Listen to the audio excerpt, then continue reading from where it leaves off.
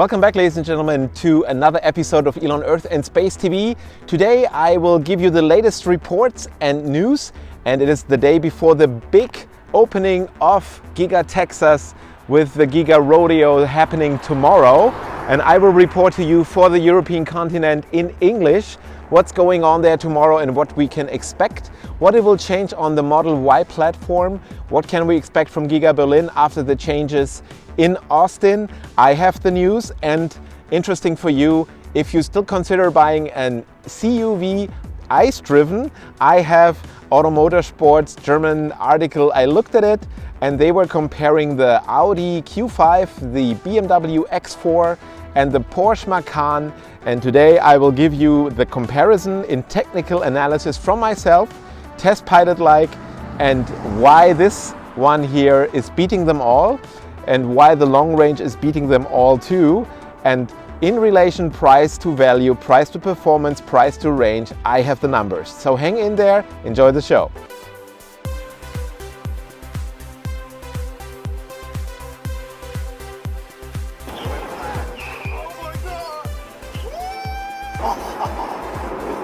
It's insane! Yeah, ladies and gentlemen, let's start with the news of today. I will put in this episode the brand new, very short and precise, the news for you. Enjoy.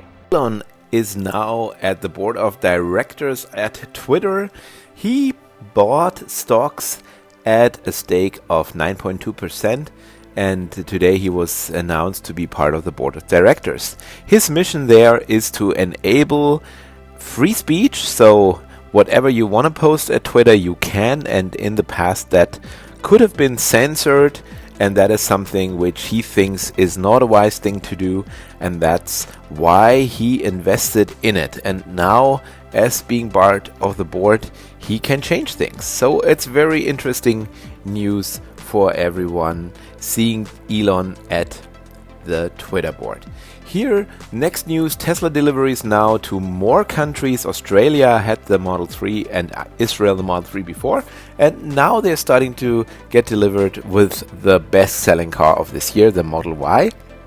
And there are two versions in Australia, posted by Sawyer Merritt this morning at Twitter. Now I'm using Twitter, and of course when Elon is there to have you those news. Rear-wheel drive version in Australia and the performance all-wheel drive. In Israel, also deliveries of the Model Y in short time ahead, and Israel will be delivered by the German factory and Australia, of course, by Shanghai. I've been flying to those two continents many times in my past, and it's such a pleasure to see now Model Y coming to these countries.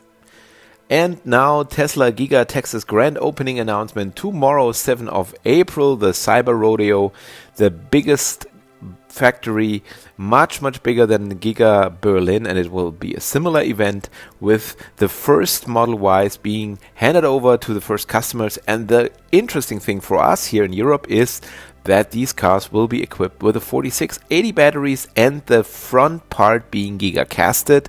And I hope then I can deliver you already tomorrow in the night to the next Saturday the figures of that new car. All right, and now comes the big comparison in numbers. The BMW X4, Audi Q5 and Porsche Macan in comparison to the Model Y long range and performance. Enjoy. All right, let's get started. Tesla Model Y long range compared to the three ICE cars, Audi Q5, BMW X4, Porsche Macan in these versions. They're all-wheel drives. Here is the basic construction data. Weight, basic empty weight in kilos, 1979, 1857. You see, I'm using the Tesla value compared in the best situation for the ICE car. So here the lightest is used, the Audi, and this means that the Tesla is 7% heavier, so it's in red, it's bad for the battery car, and as it is 7% heavier than the ICE car, so that's a win for the ICE cars. And the Model Y performance here compared is also 7% heavier, just a little bit heavier. So on the aerodynamics, nevertheless, the coefficient of drag on the Tesla is by 21% less than the ICE cars. So here it's in green, and the same for the Model Y performance. On the number of engines, you see two engines compared to one engine, and that is really an advantage. as you have this redundancy well known from passenger airlines. So if one motor fails here, you continue the drive in the Tesla. I did this in the middle of Italy. I went more than 1,000 kilometers on the way back to Germany. In the ICE cars, you would have been dead. Also, it's an all-wheel drive. So 50% advantage here on the basic construction. Now let's look at the performance, and you see here that the top speed of the Model Y long range is 217 compared to 235, 240, 237. That is 10% less than the fastest car on the ICE cars. And if you take the Model Y performance, then you are 4% faster, as this one goes 250. So the Tesla is pretty close to the ICE cars, and the performance is even better. On the acceleration, it's a clear win for the battery car, for the Tesla. 70% faster is the Model Y long range. 38% faster to 100 is the Model Y performance. When you look at the other things, how many adults in the front row, in the aft row, it's the same. But interesting, cargo capacity in liters, 971 in the Tesla, with nothing, with all passengers 971, and the others just around 500, and the Porsche Macan only 458. So here I'm using the highest figure, 525, in comparison to 971, which is an 85% advantage for the Tesla.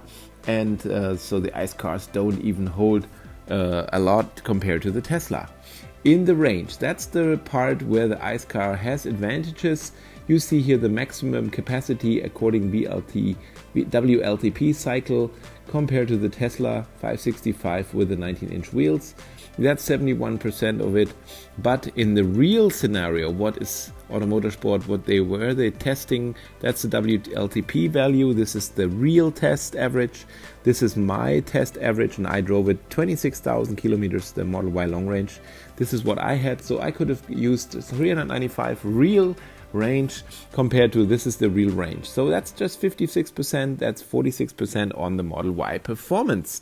Now, if you now put this into perspective here, the charge times to get 300 kilometer, the peak power, it's not really interesting.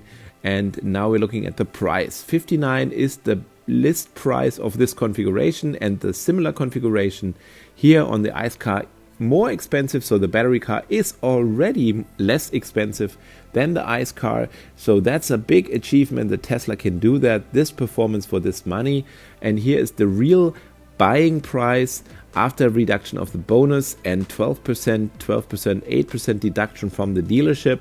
So the Tesla Model Y long range is 6,300 euros cheaper, and compared to the Model Y performance, which is 622 more expensive than the most expensive here.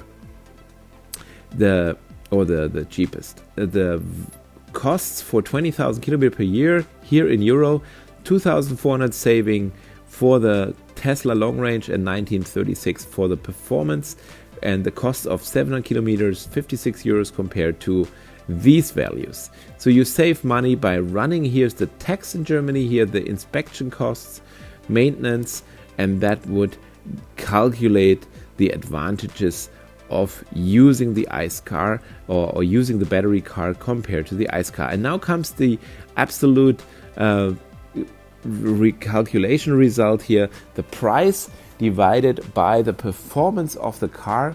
You see here the price advantage, 9,500 euros for the first year, 2,000 for the Model Y performance.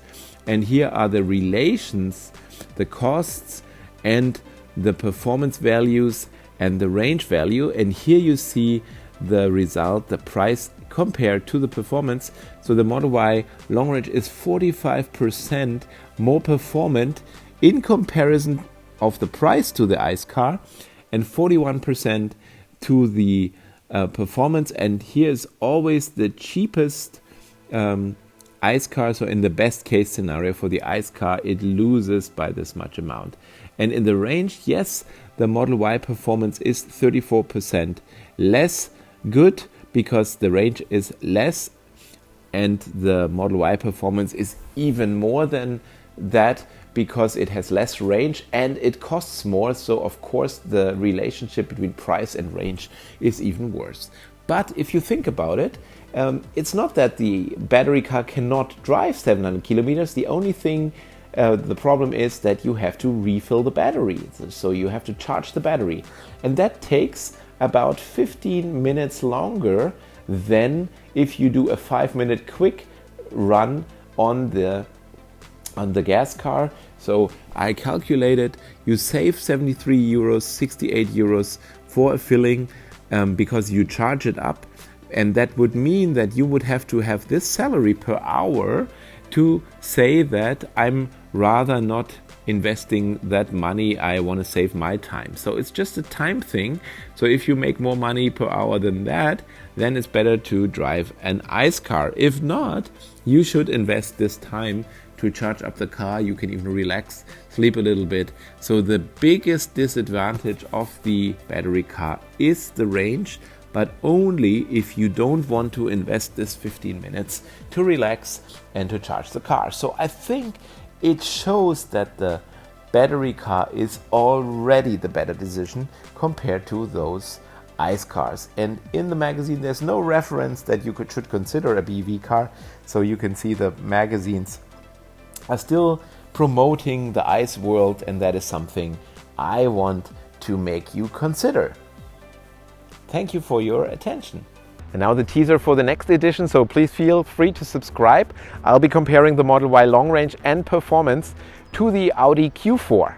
And we will look at some numbers, prices, price to value, same as we did now with the ICE cars, the X4, the Q5 and the MACAN. So that's be in the next show. So I look forward to seeing you here again in the next episode. Enjoy, and tomorrow we'll report about the grand opening of Giga Texas. Enjoy and have a good evening. Until tomorrow.